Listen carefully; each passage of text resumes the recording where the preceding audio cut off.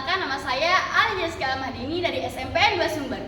Saya akan membacakan cerpen yang berjudul Senja Jembatan Pena, karya Ogi Hendrayana, SPD.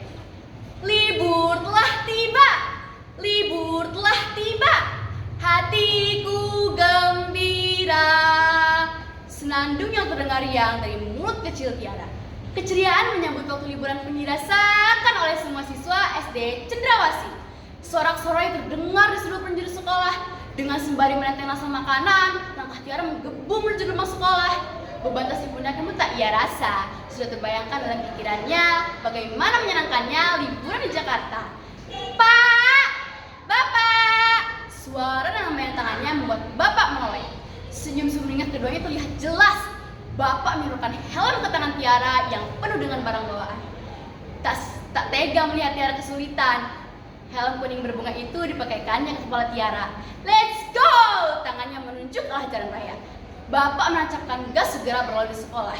Seperti biasa, mereka sungguh menikmati perjalanan pulang. Polusi udara yang menerpa wajah dianggapnya anugerah oleh mereka. Iya, mereka bersyukur masih bisa bernapas di tengah gempuran kehidupan Jakarta yang gemerlap menyilaukan mata. Pak, nanti kita mau jalan-jalan kemana ya? Suara Tiara tak kalah dengan suara bising kendaraan. Bapak tidak menggubrisnya. Motor itu terus melaju begitu saja. Sementara Tiara masih sibuk dengan lollipopnya. Namun, sekali terdengar keinginan Tiara, Pak, kita sudah beberapa bulan di Jakarta, tapi belum pernah jalan-jalan. Bapak hanya menoleh melihat ekspresi Tiara dari arah kesepian itu. Saat berjalan pulang, Tiara, bapak dan tertua itu melihat tumpukan sampah yang tinggi hampir 1 meter. Tidak sedikit sampah itu berserakan di jalan. Ih, jorok sekali. Tiara menggerutu. Masa iya sampah ini masih tinggi gunung? Pemandangan menjijikan. Tiara pun menghirup busuk sampah. Sampai-sampai ia harus menutup hidungnya. Sampah itu mengalihkan pembicaraannya tentang liburan. Ayo Pak, digas. Aku ingin cepat sampai rumah. Bapak ikut saran Tiara. Setibanya di rumah, Assalamualaikum Bu. Tiara mencium tangan ibu. Belum sempat ibu menjawab salamnya, Tiara langsung ngomel. Bu, Tiara kesal sekali. Tadi di bawah jalan ada tumpukan sampah. Loh, kenapa ini anak ibu? Bukannya mau libur itu senang ya? Kok ini malah ngambil terus? Kata ibu menghampiri Tiara. Hah? Emangnya kita mau pergi liburan kemana Bu? Tanya Tiara terkejut. Kemana ya? Ibu menatap bapak penuh arti. Aku dengar tadi Putri mau ke Bandung dan Laras mau liburan ke Malang. Suara Tiara makin pelan. Tiara bosan di rumah saja Pak. Bu, sudah beberapa bulan di Jakarta kita belum pernah jalan-jalan. Iya, nanti kita jalan-jalan. Sekarang kamu ganti pakaian dulu, lanjut makan siang, oke? Ibu menenangkan. Saat Tiara makan siang di ruang TV, ia mendengar bapak dan ibunya membicarakan tentang liburan di dapur. Namun sayang, obrolan mereka tidak mengarah ke hal yang menyenangkan. Ada masalah yang harus Tiara dengar di antara percakapan kedua orang tuanya. Kasihan loh Pak, Tiara, di saat yang anak-anak lain liburan di tempat wisata, Tiara diam saja di rumah. Keluh ibu sambil merapikan pakaian yang tadi sudah akadnya di jemuran. Bapak juga mau, Tiara senang di hari liburnya, kata bapak. Tapi Bu, uang buat liburannya dari mana? Walaupun pelan, suara mereka tetap terdengar oleh Tiara. Suapannya terhenti. Tiara diam, ia paham dengan situasi ini. Ia tidak memaksa apapun. Hari demi hari berlalu. Tiara menghabiskan waktu liburannya hanya dengan bermain gawai. Dunianya terbatas. Ia tidak bisa melihat yang nyata. Ia juga tidak merasakan yang sebenarnya. Gawai hanya menghibur mata, tidak untuk hati. Siang ini dari luar terdengar Mama Esther memanggil. Tiara, Tiara. Iya Tante, ada apa? Tiara sudah lebih dekat dengan akrabnya dengannya dibandingkan perjumpaan mereka. Kok kamu liburan diam saja di rumah? Logat Papua yang masih kental. Iya Tante, aku pusing sekali di rumah, keluh Tiara. Ya sudah dibawa. Mama Esther menodongkan 1 karung kecil botol air mineral bekas. Hah? Apa ini Tante? Tiara sangat bingung. Sudah jelek tanya. Ayo ikut Tante saja. Di sana kamu akan banyak teman baru. Saran Mama Esther sang pejuang pendidikan dan lingkungan untuk anak bawah. Bu, aku mau ikut Mama Esther dulu ya. Tiara berlalu dengan salam. Iya, hati-hati ya nak, pesan ibu. Mama, titip Tiara ya. Mama Esther hanya tersenyum dan mengangguk.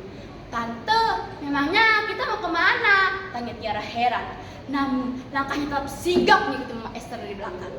"Tante, jangan-jangan kita mau kolong jembatan ya?" ujar Tiara yang membuat langkah Mama Esther terhenti. Matanya yang tajam memandang Tiara.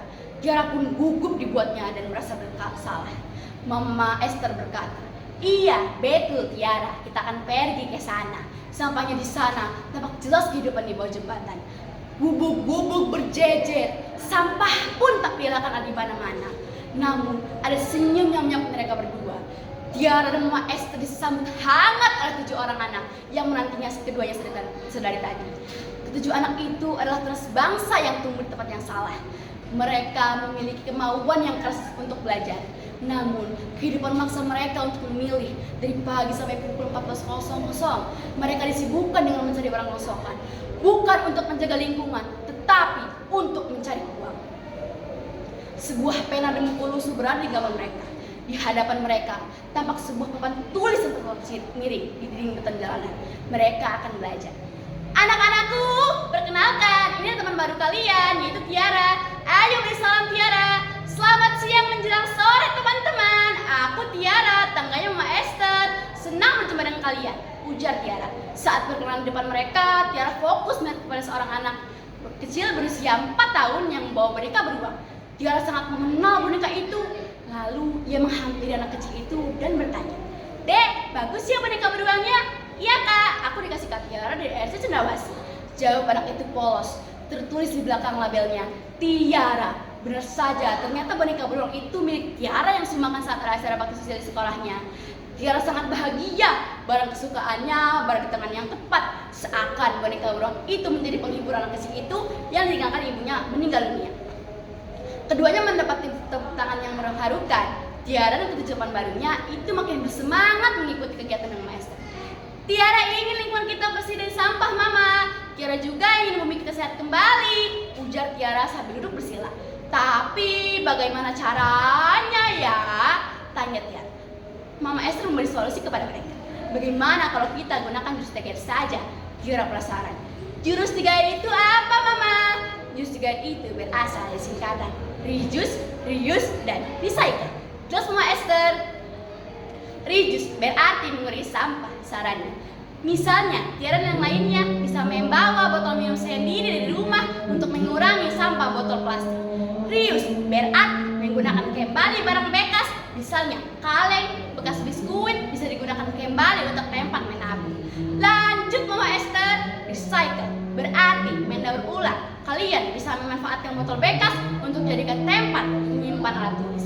Itu artinya kita bisa menjaga lingkungan dan dapat uang juga ya Mama. Seloteh Anton, salah satu dari teman baru Tiara. Nah, itu hasil dari mendaur ulang sampah, kita bisa menjualnya kembali. Jadi kita sekali mendayung 2-3 pulau terlampau. Ujar Mama Esther setuju. Tiara dan teman-teman yang mengangguk mengerti. "Oh begitu Mama, oke deh, kita mau coba jurus 3R untuk mengurangi sampah." Mereka sangat antusias mengikuti Mama Esther. Mereka membuat kerajinan dari botol bekas. Semua gelak canda dan tawa mereka bersaing di antara kedap jembatan. Kini tibalah senja. Tak sadar air mata Tiara yang hangat mengalir di merah pipinya. Tiara memeluk Mama Esther dengan erat. Ia sangat berterima kasih sudah mengajak ke tempat ini. Di antara riuhnya ibu kota dan tawa mereka yang berada di kolong jembatan membuat Tiara termenung dan sudah bersyukur. Ada hal lain yang membuat hatinya senang dan hidupnya berguna. Tidak penting lagi berlibur ke suatu tempat yang jauh, namun dengan menghibur hati, dengan ini bisa melebur diri menjadi saudara banyak anak negeri. Demikianlah cerpen Senja Jembatan Pena. Semoga bermanfaat dan semoga menghibur. Wassalamualaikum warahmatullahi wabarakatuh.